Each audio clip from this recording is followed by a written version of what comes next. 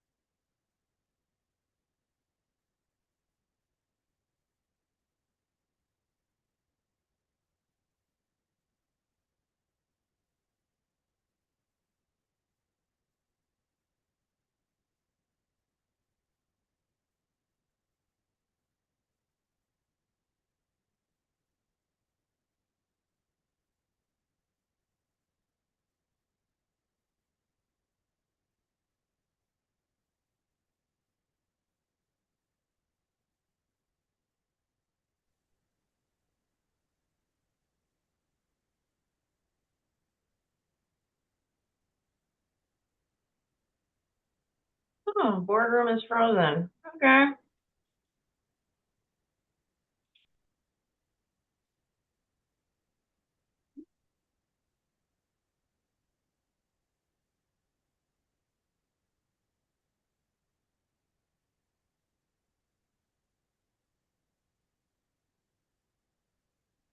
Oh.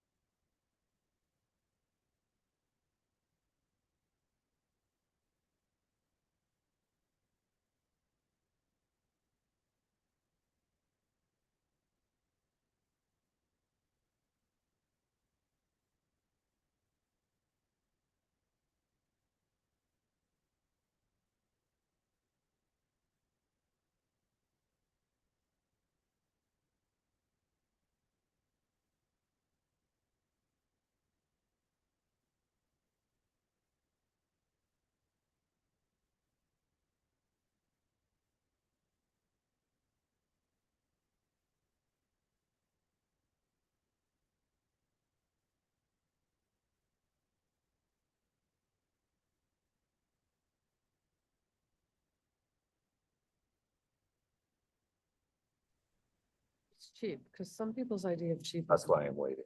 Yeah, okay. They have It's to, it's a great way to start. We had two specific announcements. Can we try semaphore? Oh, Sounds there's, like shutdown. Yep. Yeah. Ken, you'll have to come in because we can't fix it, so. Legal representation. Get in your car right now. We don't care if you're in your room. Mr. Kenyon, I think we're back up, just confirm with Spear Online. Oh, yeah, the, that they're here. no, Matt, we're ready. All right, are we good to go? Yep, yeah, it's up there. good to go. Online people were back running. All right. Myrna's online. Myrna, Those Ken. if you can respond, please. Yeah, we hear you. I can hear you and see you guys. Thank you. Okay. I can hear and see. All right. Thank you. All right, great. Thanks, Blair. Appreciate it. Matthew, All right. do you remember so where you were? So just to wrap up the program promotion, so we've tried to reach out to as many groups and networks as we can and that we've had access to, and I think that helped kind of contribute to the level of strong response that we received. So moving on, let's see. If I can advance this, it doesn't seem to be. There we go. Okay, so as I mentioned, we reviewed each of these applications within the last week to see if they were eligible. And so these are the criteria that we used to make that determination. So the criteria in blue, these are the criteria that were required by the ARPA program and the guidance from the federal government through the Treasury Department. So that was, an important piece of determining eligibility. But we also had additional criteria. So this was a program that we targeted specifically for food growing farm businesses and nonprofit organizations. And it was also required that they are located in and are operating in Kane County. Question. Yes. Sure. Can you give an example of a nonprofit? It's just not any nonprofit, Oh, right? farming, Farming no, nonprofit. Okay, nonprofit. that was my no clarification. profit. this Thank year. you. Yeah, so there's one, there's an organization called Charity Blooms. So it's basically an urban farm that grows produce for the Marie Wilkinson Food Pantry. Okay. So there aren't many, but there are a few that kind of fall into that Oh, category. Glory Gardens. That would Tell be, her age. She grows food for the food bank. that would No be, profit there. right, that would be another, although one of the other criteria that did limit some applicants is that they had to be in operation on or before January 1st, 2019. And there were a few organizations that did start operations after that date. And so unfortunately, because of that guidance, we weren't able to consider them. So there were a few that got snagged by that limit. Like the one nonprofit we toured last year, Mark, down, would they have qualified? Where they have special needs? Yeah, open? I don't know that, we'd have to look. They got a lot of applicants, which they're screening, but Okay. again, this was an important date Right. that did not have any ability to change. Right. I understand.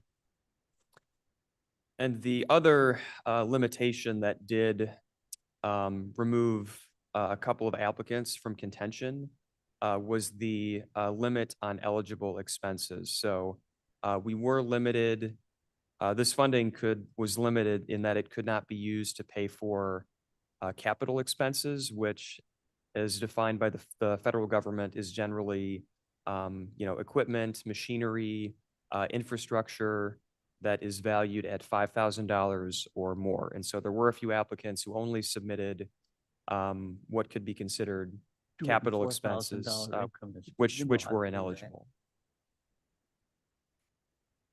And so just to take a quick look at the grant application, I just kind of broke this down into its three main sections, just so you can kind of see what the applicants were responding to. So the first part of the application were a series of questions to address those eligibility criteria. And then moving on from that, there were a series of questions, multiple choice and paragraph response that are designed to rank the applications in the event that there are more eligible requests for funding than there is funding available. And so that included them providing a description of how they provide service to underserved communities, describing a history of how they address, food insecurity, if they have partnerships with food pantries, or if they donate to food service organizations. And then lastly, describing the extent to which they were, their operation was impacted by the pandemic, which is an important piece of the ARPA funding. And then the last section of the application asks them to itemize their expenses. And so this is a reimbursement grant. So they had the opportunity to request reimbursement for expenses that they incurred in the past, dating back to March of 2021. But they can also request future reimbursement for expenses that they expect to incur out to September of 2025. And then, so there's 23 categories of expenses. So it gave them the opportunity to get fairly detailed in itemizing their expenses. And then the section immediately after this asked them to describe those expenses in detail, just so there was clarity around what they were requesting money for. And so getting into the response rate that we received, as I mentioned, there were 29 total applications that we received. And so that was over $1 million in total funding requests. You'll recall that this program originally budgeted $755,000 in total grant disbursement. So we did exceed that. But again, we did have to review these requests for eligibility, so that eligible request amount did get reduced. And as of yesterday evening, we were still reviewing that and determining what that amount is going to be. And it's going to be somewhere between, as of right now, between $750,000 and $755,000. So we're basically right at the budgeted amount for this grant program. And the requests that we received ranged anywhere from $10,000 up to $50,000, which was the maximum eligible request. And the average request was $37,717. And so after we reviewed all of the applications for eligibility, we determined that there were 19 that met those eligibility requirements that I had mentioned. And then there were 10 that, for a range of reasons, did not meet those eligibility requirements. I would say that most of those were probably related to ineligible expenses, requesting capital items that were over that were 5,000 or more.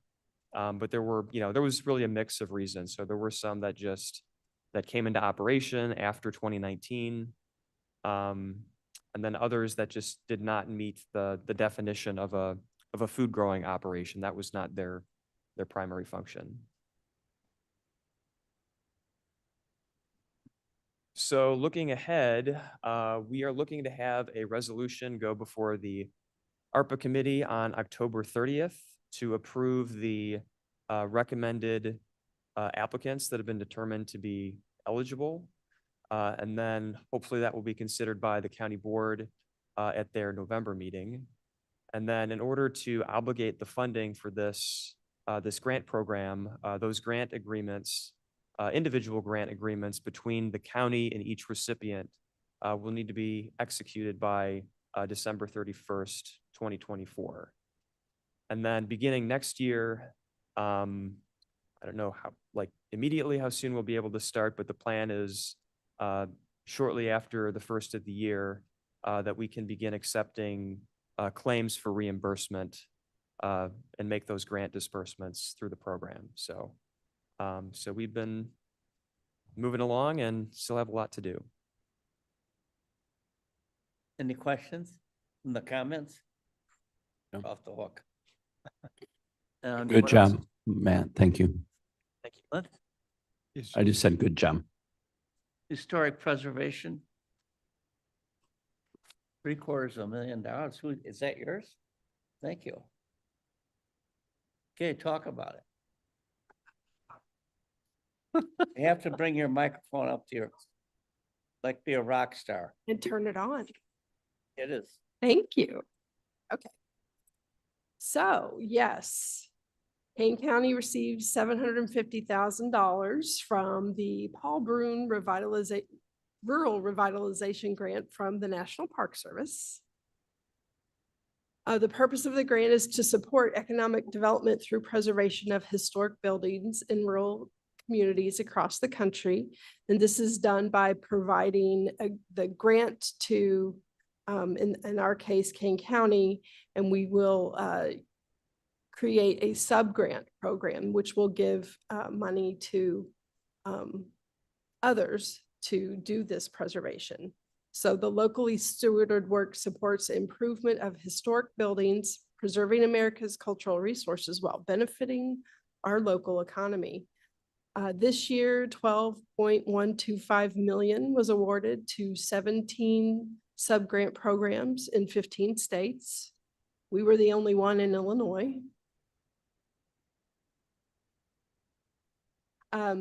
Our program will provide sub-grant recipients the funding, and they could be not-for-profits, museums, the Forest Preserve District, local for-profit businesses such as local food outlets, recreational and educational programs, and individuals with high-profile agricultural buildings. The program will make a visible impact on those buildings that receive funding, and each recipient will be able to better utilize their building, drawing more visitors and thereby generating more revenue that can be invested for further development and rehab in the future. So the goal of the Park Services program is to provide this economic revitalization to rural areas to rehabilitate their historic structures.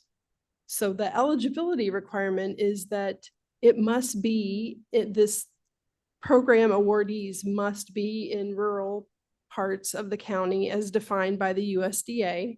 And this map shows you the USDA considers everything in the gold to be urban. I know. And the property must be listed in the National Register of Historic Places by the conclusion of our grant program in 2027. So the gold are areas that have a population that's more than 50,000, all wrapped together when we consider our census information. And the areas that are not gold, that are kind of taupe, are areas that are rural. And as you can see, we have almost half of our Kane County landmarks are in that rural area. In an effort to have as many structures as we can be eligible to apply for our grant program, staff will be developing a Kane County multi-party nomination to the National Register. And the buildings I'm showing you here are the types of buildings that could be eligible. These two happen to be in Blackberry Township. Our project requirements will be that the work that's done on the buildings must adhere to the Secretary of the Interior standards for rehabilitation of historic structures. And upon completion, there will be either a covenant or a preservation easement on the building, which is based on the amount of the grant received. Anybody who receives more than $50,000 will have to have an easement on their building. That's the Park Services rules. And then finally, there will be a sign installed at the project site. Noting that Kane County and the Park Service provided funding for the rehab. So we just learned about this in September, and we've got a lot of things to get rolling here. We need to develop a sub-grant program guidelines. We need to develop our application materials, sub-grant agreement template, and the project sign template.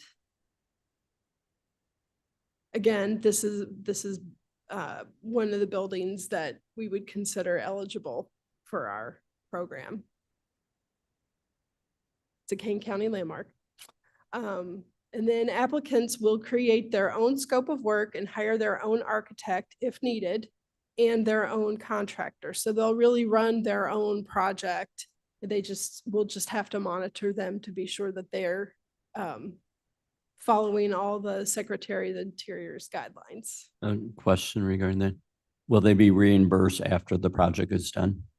Okay, so Yeah. then we'll have to approve that what they did was the proper Correct. qualifying. And the Park Services is reviewing everything Okay, as we yeah. go along as well, so.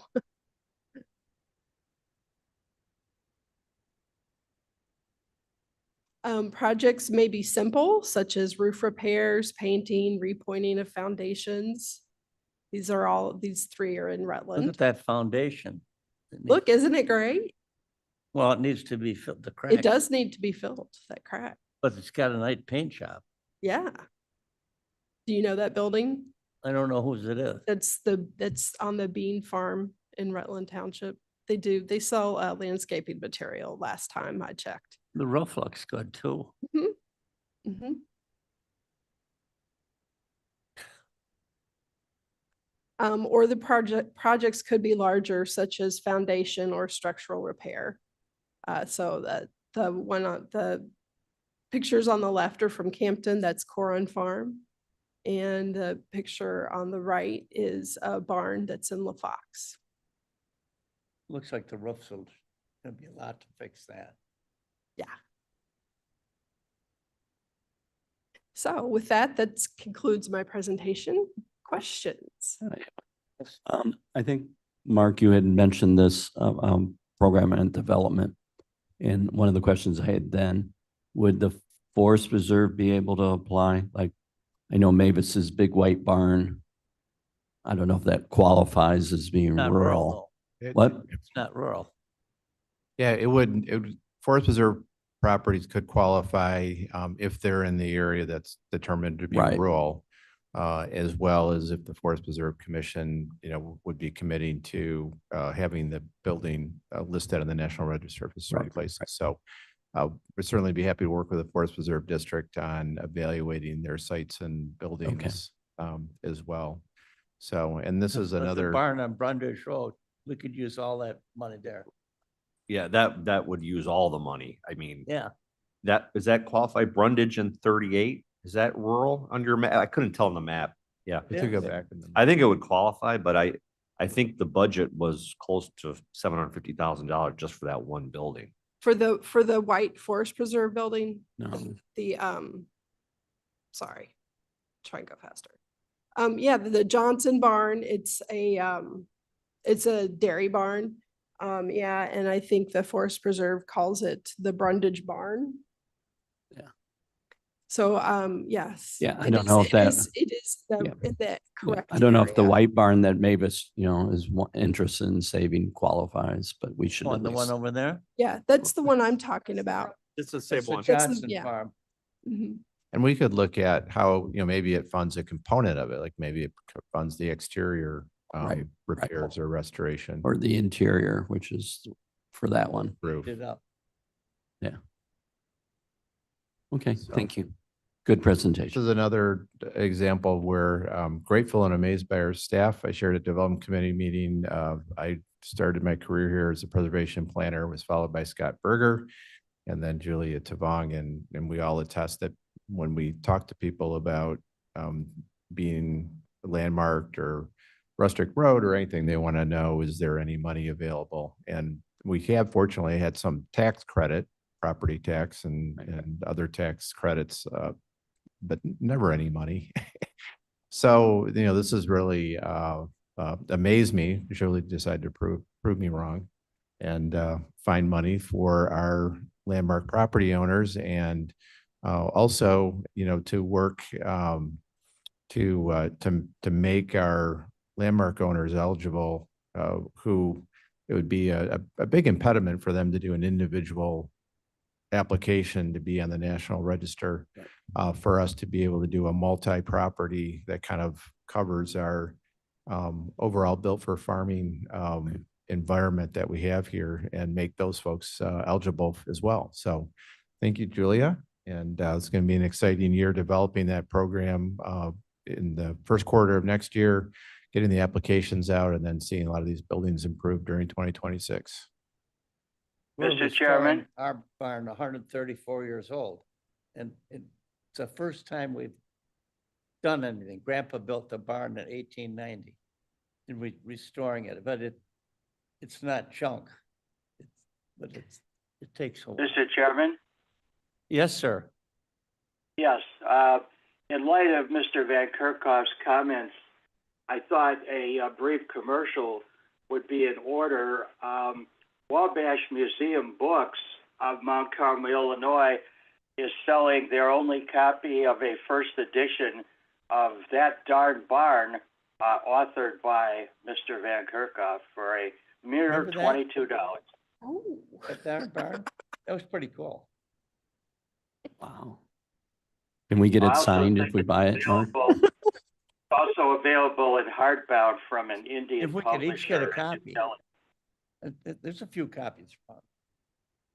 Only a few. And everyone in the barn in there is up for getting this grant. No. Too bad we can't do something with the White House, but it's on Fabian Parkway. You know what's out now? That needs. Yeah, unfortunately, it's not it's in the urban areas or the rural area. And also we can't spend the money on properties that the county owns. it- So but a it- couple of Very restrictions. nice house, but it requires attention. You must the White House. Oh, not Mhm. White House. What? BMS. What do you want? Isn't it- Shepro, did you want to talk? Miss, huh?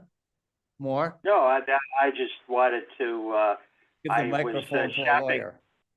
I was shopping for books on Kane County, and I came across Mr. Van Kerkhoff's seminal work.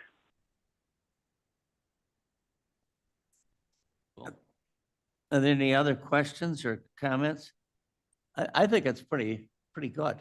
And if you guys bring in a lot of money into the county, a lot. It would do things that wouldn't be done without your grant requests. I would note the number of times that you hear the word, "We're the only one." Yes. Well, I think our people knows what they're doing. Do we have any other comments, business? Do we have any new business? Mr. Roth, No, we do not. I do not. well, you're gonna sell pies next month? Yes. Oh, The Knights of Columbus, we do a fundraiser. Last year we made 2,000 pies and we donated over 232 pies to charities. And we make them in one day in 6 hours. You have to freeze them. We don't cook them. So there's no new business and reports on file?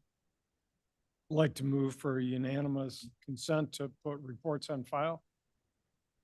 No objections, they are. Yeah, we have a need for executive session, seeing none. We have an adjournment. Roth will make a motion to Second. adjourn. Second? All in favor?